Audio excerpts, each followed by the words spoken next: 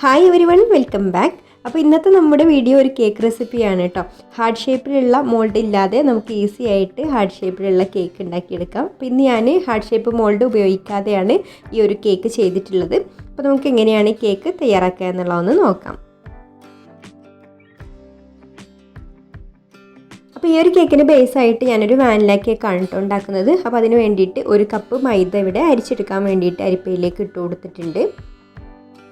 ഇനി ഇതിലേക്ക് ഒരു ടീസ്പൂൺ ബേക്കിംഗ് പൗഡർ ചേർത്ത് കൊടുക്കുന്നുണ്ട്. പിന്നെ ഒരു 2 നുള്ളു ബേക്കിംഗ് സോഡയും ഒരു നുള്ളു ഉപ്പും കൂടെ ചേർത്ത് കൊടുത്തിട്ട് നന്നായിട്ടൊന്ന് അരിച്ചെടുത്തിട്ട് ഒരു സൈഡിലേക്ക് അങ്ങ് മാറ്റി വെക്കാം. അരിച്ചെടുത്തിട്ട് ഇതുപോലൊരു വിസ്ക് വെച്ചിട്ട് ഒന്നും കൂടെ അങ്ങ് മിക്സ് ചെയ്ത് കൊടുക്കുന്നുണ്ട് കേട്ടോ. ഇനി ഡ്രൈ ആയിട്ടുള്ള ഒരു ബൗളിലേക്ക് നമുക്കൊരു 4 മുട്ട പൊട്ടിച്ചൊഴിക്കാം. ഇതിലേക്ക് ഒരു ടീസ്പൂൺ വാനില എസൻസും കൂടെ ഒഴിച്ചു കൊടുക്കുന്നുണ്ട്. എന്നിട്ട് ഒന്ന് നന്നായിട്ട് ബീറ്റ് ചെയ്തെടുക്കാം, മുട്ടയുടെ സ്മെല്ലൊക്കെ ഒന്ന് പോകാൻ വേണ്ടിയിട്ട്. ഇനി നമുക്കിതിലേക്ക് പഞ്ചസാര പൊടിച്ചത് കുറേശ്ശെ ചേർത്ത് കൊടുത്തിട്ട് ബീറ്റ് ചെയ്തെടുക്കാം. അപ്പോൾ ഞാനിവിടെ 1/2 കപ്പ് പഞ്ചസാര എടുത്തിട്ട് പൊടിച്ചെടുത്തിട്ടുള്ളതാണ് ഇത്. അത് നമുക്ക് കുറേശ്ശെ ചേർത്ത് കൊടുത്തിട്ട് വേണം ബീറ്റ് ചെയ്തെടുക്കാൻ. നല്ല ഫ്ലഫി ആവുന്നത് വരെ ബീറ്റ് ചെയ്തെടുക്കാം. ഇപ്പോൾ ദാ നമ്മുടെ മുട്ടയും പഞ്ചസാരയൊക്കെ ഇവിടെ നന്നായിട്ട് ബീറ്റായി വന്നിട്ടുണ്ട്. ഇനി നമുക്കിതിലേക്ക് ഒരു 2 ടേബിൾ സ്പൂൺ ഓയിൽ ഒഴിച്ച് കൊടുത്തിട്ട് ഒന്ന് ജസ്റ്റ് മിക്സ് ചെയ്തെടുക്കാം. ഓവറായിട്ട് ബീറ്റ് ചെയ്തെടുക്കേണ്ട കേട്ടോ.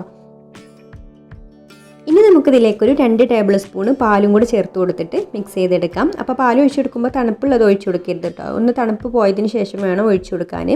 അല്ലെങ്കിൽ ജസ്റ്റ് ഒന്ന് സ്റ്റൗവിൽ വെച്ചിട്ട് ഒന്ന് ചൂടാക്കി എടുത്താൽ മതി. ഒന്ന് റൂം ടെമ്പറേച്ചറിലാക്കിയെടുക്കാം. എന്നിട്ട് ഒന്ന് മിക്സ് ചെയ്തെടുക്കാം.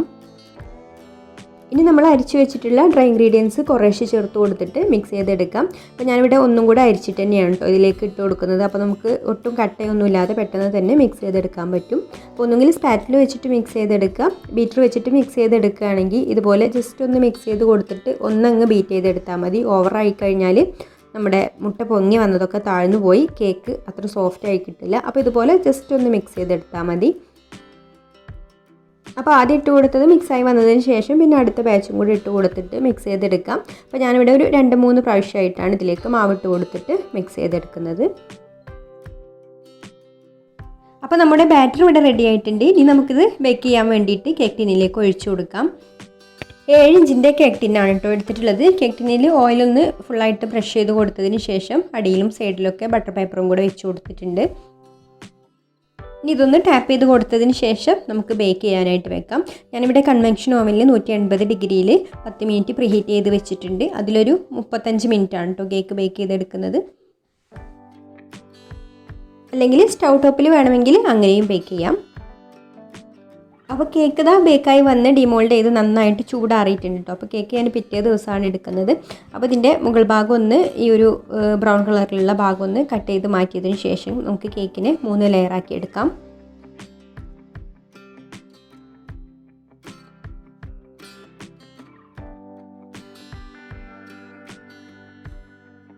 ഇനി കേക്ക് ഫ്രോസ്റ്റിംഗ് ചെയ്യാൻ വേണ്ടിയിട്ട് ടേൺ ടേബിളിൽ കേക്ക് ബോർഡ് വെച്ച് കൊടുത്തിട്ടുണ്ട്. അതിൻ്റെ നടുക്ക് ഇതുപോലെ അല്പം ക്രീമാക്കി കൊടുക്കുക. എന്നിട്ട് നമുക്ക് ഫസ്റ്റ് ലെയർ കേക്ക് വെച്ച് കൊടുക്കുക. അപ്പോൾ ഫസ്റ്റ് ലെയർ കേക്ക് വെച്ച് കൊടുക്കുമ്പോൾ തന്നെ നമ്മൾ ഒരു സൈഡിലേക്ക് വേണം കേട്ടോ വെച്ച് കൊടുക്കാൻ. ബോർഡിൻ്റെ കുറച്ചൊന്ന് കയറ്റിയിട്ട് വേണം വെച്ച് കൊടുക്കാൻ. കാരണം നമുക്കിത് ഹാർട്ട് ഷേപ്പ് ആക്കി എടുക്കാനുള്ളതാണ്. അപ്പോൾ ഒരു ഭാഗത്ത് നിന്ന് കട്ട് ചെയ്തിട്ട് മറ്റേ ഭാഗത്ത് വെച്ച് കൊടുക്കുമ്പോൾ ആ ഒരു കുറച്ച് സ്പേസ് അവിടെ വേണം. അപ്പോൾ അത് നോക്കിയിട്ട് വെച്ച് കൊടുക്കുക. എന്നിട്ട് നമുക്കിതിനെ ഷുഗർ സിറപ്പ് ഒഴിച്ചൊന്ന് വെറ്റാക്കിയെടുക്കാം. ഇനി ഈ ലെയറിൻ്റെ മുകളിൽ ക്രീം സ്പ്രെഡ് ചെയ്ത് കൊടുക്കാം.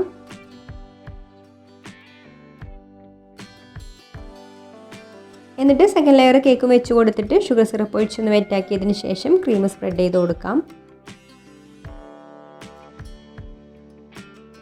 ഇനി ലാസ്റ്റ് ലെയർ കേക്കും വെച്ച് കൊടുത്തിട്ട് അതിനെയും ഷുഗർ സിറപ്പ് ഒഴിച്ചൊന്ന് വെറ്റാക്കിയതിന് ശേഷം പിന്നെ കേക്കിനെ ചെറുതായിട്ടൊന്ന് ക്രം കോട്ടിങ് ചെയ്തെടുക്കാം. വളരെ കുറച്ച് ക്രീം വെച്ചിട്ട് ഞാനിവിടെ ചെറുതായിട്ടൊന്ന് കോട്ടിങ് ചെയ്തെടുക്കുന്നുണ്ട്.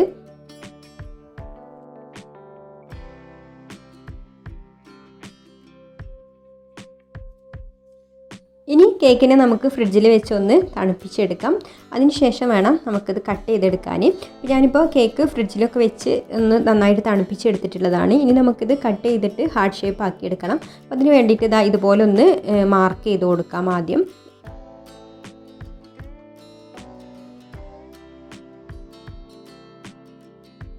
ഇനി നമുക്ക് ഇതുപോലെ 2 സൈഡും ഒന്ന് കട്ട് ചെയ്തെടുക്കാം.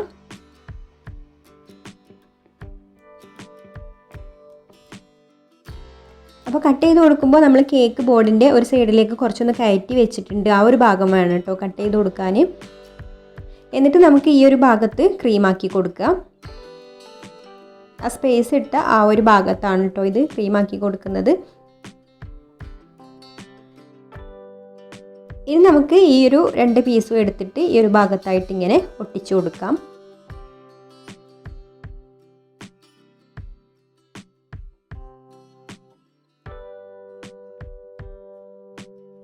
അപ്പോൾ ഇതുപോലെ ഒരു ഷേപ്പായി കഴിഞ്ഞാൽ പിന്നെ നമുക്ക് സൈഡൊക്കെ വേണമെങ്കിൽ കട്ട് ചെയ്തിട്ടൊക്കെ ഷേപ്പാക്കി എടുക്കാം കേട്ടോ. പിന്നെ ക്രീം ചെയ്യുമ്പോൾ ഒന്നും കൂടെ കറക്റ്റായിട്ട് ഷേപ്പായി കിട്ടും.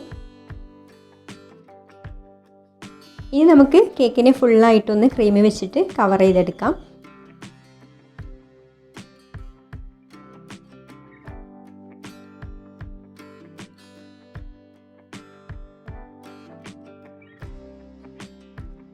എന്നിട്ട് മുകൾ ഭാഗമൊക്കെ പാലറ്റ് നൈഫ് വെച്ചിട്ട് നന്നായിട്ടൊന്ന് സ്മൂത്താക്കി എടുക്കുക. സൈഡ് ഇതുപോലെ സ്ക്രാപ്പർ വെച്ചിട്ടൊന്ന് ലെവൽ ചെയ്ത് കൊടുക്കുക കേട്ടോ. എന്നാലുള്ള ശരിക്കും ആ കറക്റ്റ് എഡ്ജൊക്കെ വരിക. അപ്പോൾ കറക്റ്റ് എഡ്ജൊക്കെ കിട്ടാൻ വേണ്ടിയിട്ട് ഇതുപോലെ സ്ക്രാപ്പർ വെച്ചിട്ട് ചെയ്യാം.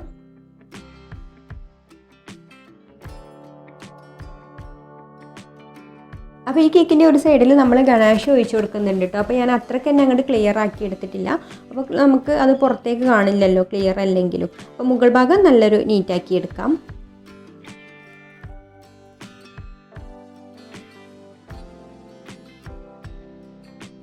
ഇപ്പോൾ കേക്ക് ഇതാ ഒരു വിധമൊക്കെ ഫിനിഷിംഗ് ആക്കി എടുത്തിട്ടുണ്ട്. ഇനി നമുക്കിത് സെറ്റ് ആവാൻ വേണ്ടിയിട്ട് ഫ്രിഡ്ജിലേക്ക് വെക്കാം. ഇനി നമുക്ക് ഗണാഷ് തയ്യാറാക്കാൻ വേണ്ടിയിട്ട് ഞാനിവിടെ ഒരു 1/2 cup white compound chocolate great ചെയ്തെടുത്തിട്ടുണ്ട്. ഇതിലേക്ക് നമുക്ക് ഫ്രഷ് ക്രീം ചേർത്ത് കൊടുത്തിട്ട് ഒന്ന് മെൽറ്റാക്കി എടുക്കണം. അപ്പോൾ ഞാനിവിടെ കുറച്ച് ഫ്രഷ് ക്രീമേ ഇപ്പോൾ ചേർത്ത് കൊടുക്കുന്നുള്ളൂ. പിന്നെ മെൽറ്റായി വന്നതിന് ശേഷം ഇതിൻ്റെ തിക്നെസ് നോക്കിയിട്ട് നമുക്ക് ആവശ്യത്തിന് ഫ്രഷ് ക്രീം ചേർത്ത് കൊടുക്കാം. അപ്പോൾ നമുക്കിത് ഡബിൾ ബോയിലിംഗ് രീതിയിലോ അല്ലെങ്കിൽ മൈക്രോവേവ് ചെയ്തെടുത്തിട്ടോ ഇതുപോലെ നന്നായിട്ടൊന്ന് മെൽറ്റാക്കി എടുക്കുക. ഇനി നമുക്കിതിലേക്ക് അല്പം റെഡ് കളർ ചേർത്ത് കൊടുക്കാം. ഞാനിവിടെ റാസ്ബെറി റെഡാണ് കേട്ടോ ചേർത്ത് കൊടുത്തിട്ടുള്ളത്, ലിക്വിഡ് കളറാണ്. എന്നിട്ട് നന്നായിട്ടൊന്ന് മിക്സ് ചെയ്തെടുക്കുക. കളർ ചേർത്ത് കൊടുക്കുമ്പോൾ കുറേശ്ശെ ചേർത്ത് കൊടുത്തിട്ട് മിക്സ് ചെയ്തെടുത്താൽ മതി. എന്നിട്ട് ഞാനിവിടെ ഒരു പൈപ്പിംഗ് ബാഗിലാക്കി എടുത്തിട്ടുണ്ട് ഈ ഗണാഷ്. എന്നിട്ട് ഇതുപോലെ ഈ ഒരു കേക്കിൻ്റെ പകുതി ഭാഗം ഒഴിച്ചു കൊടുക്കുകയാണ്.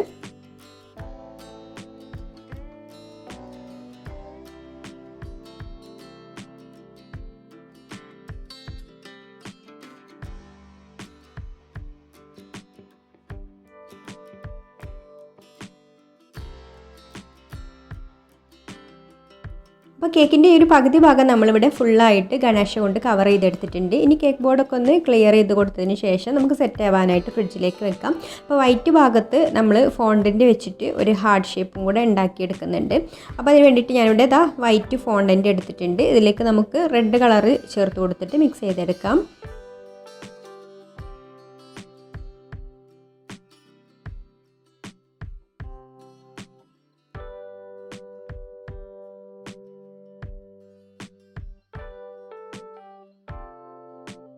അപ്പോൾ ഫോണ്ടൻറ്റ് ഇതുപോലെ മിക്സ് ചെയ്ത് കൊടുത്തതിന് ശേഷം നമുക്ക് ഐസിങ് ഷുഗറോ കോൺഫ്ലവറോ ഇട്ട് കൊടുത്തിട്ട് ഇതുപോലെ ഒന്ന് പരത്തിയെടുക്കാം. കുറച്ചൊരു കട്ടിയിൽ വേണം കേട്ടോ പരത്തിയെടുക്കാൻ.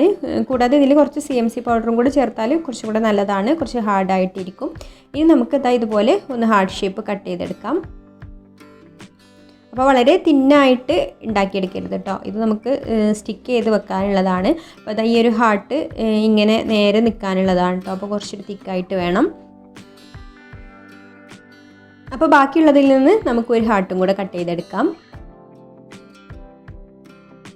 ഇനി കേക്കിൽ കുത്തി വെക്കാൻ വേണ്ടിയിട്ട് ഇതുപോലെ ഒരു സ്റ്റിക്ക് ഇതുപോലെ പതുക്കെ ഒന്ന് ഉള്ളിലേക്ക് കയറ്റി കൊടുക്കാം.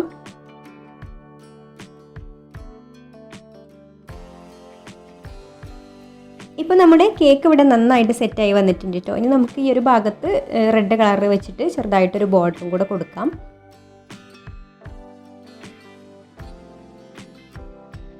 ഇനി നമുക്ക് ഈ ഒരു വൈറ്റ് ഭാഗത്ത് നമ്മൾ ഫോണ്ടൻറ്റയിൽ ഉണ്ടാക്കിയെടുത്തിട്ടുള്ള ഈ ഒരു ഹാർട്ട് ഇതുപോലെ കുത്തിവെക്കാം.